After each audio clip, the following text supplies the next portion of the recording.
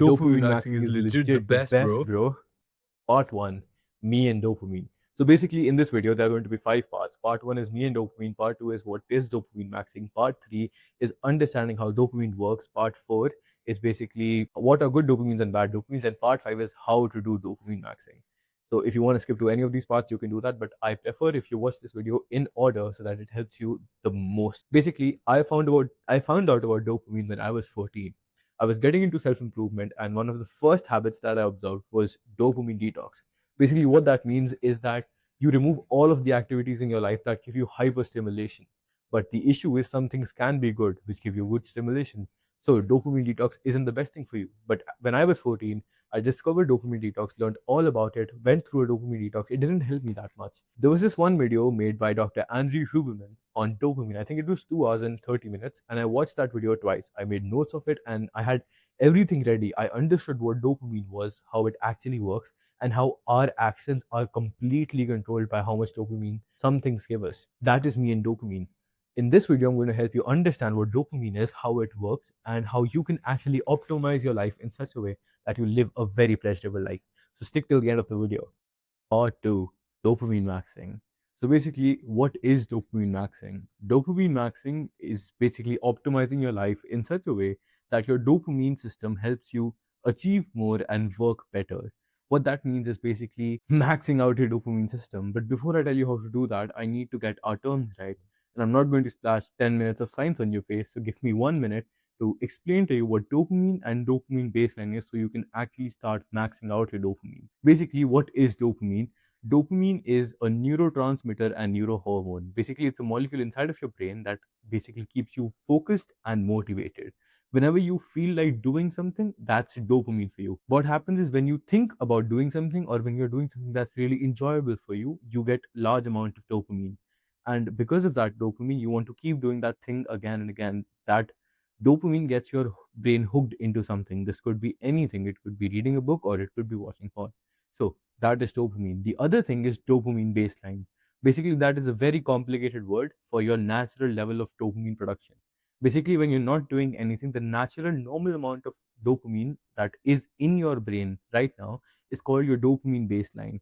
And your dopamine baseline is basically what's there every day, every time. And when you do something, your dopamine either goes up or goes down. That's all you need to understand about dopamine. Let's move on to how dopamine works and what are the type of different activities that affect your dopamine. Part 3, how does dopamine work? So how does dopamine actually work? Like when you do something or when you are thinking about doing something, what actually goes on in your brain when you're thinking about it? What happens is when you're thinking about doing an activity or doing it, your brain is reinforcing that habit or it's reinforcing that behavior. Why? Because it makes you feel good. For example, for you, it could be watching porn, because I know you, or it could be a good activity like playing a sport or being happy. Or basically, when you do a thing that you like, your dopamine levels go up. And because your dopamine levels go up, you feel good about doing that thing. That is why things that hyperstimulate you release a big amount of dopamine, and things that don't stimulate you at all don't release that much dopamine.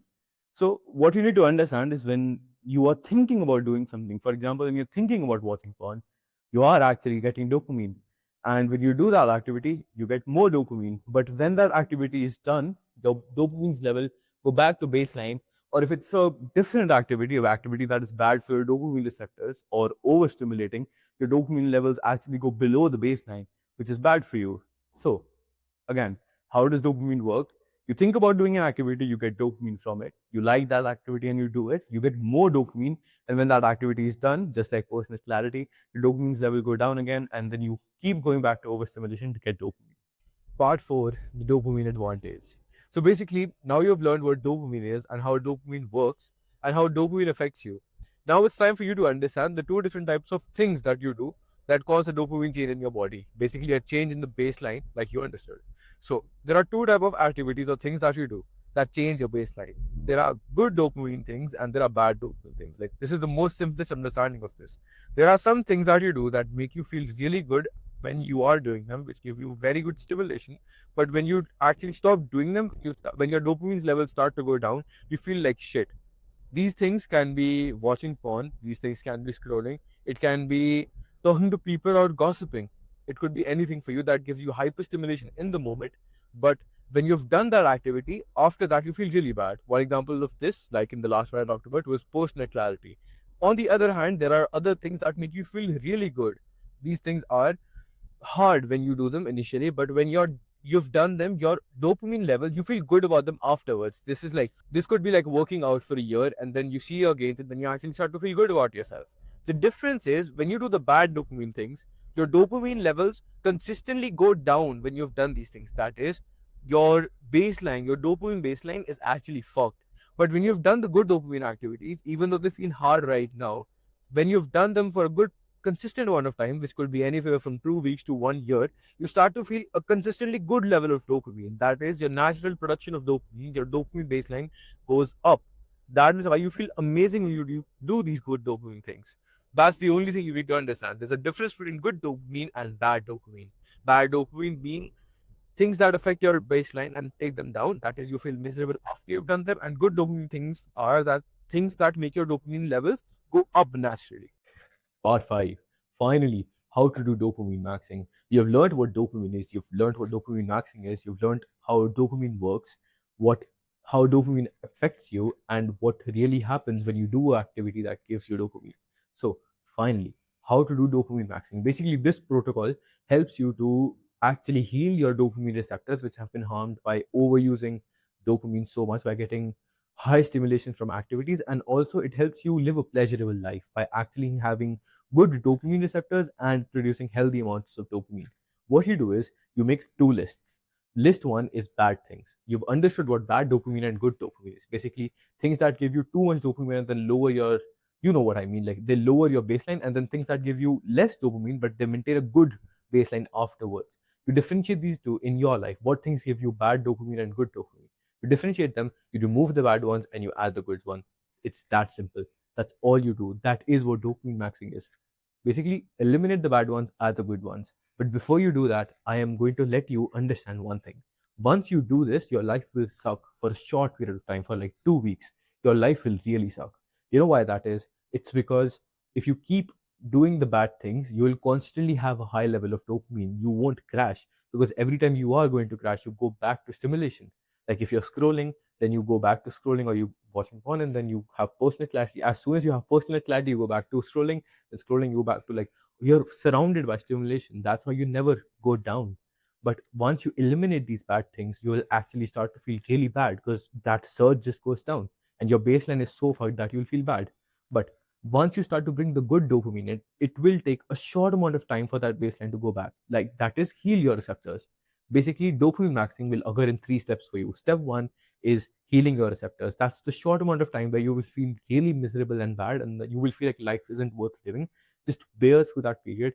Like, tell people about this. Tell people that you're healing, that you're actually on self improvement, and that dopamine is helping you.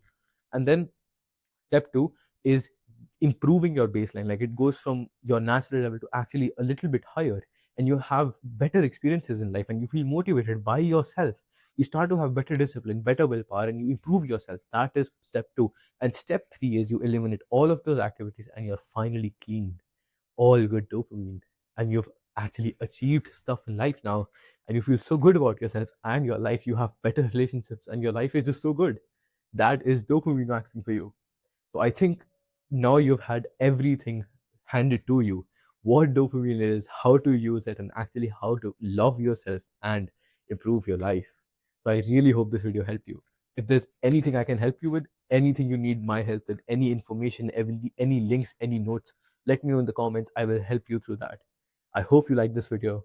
And if you liked what you learned today, please subscribe, and we'll see you in the next one.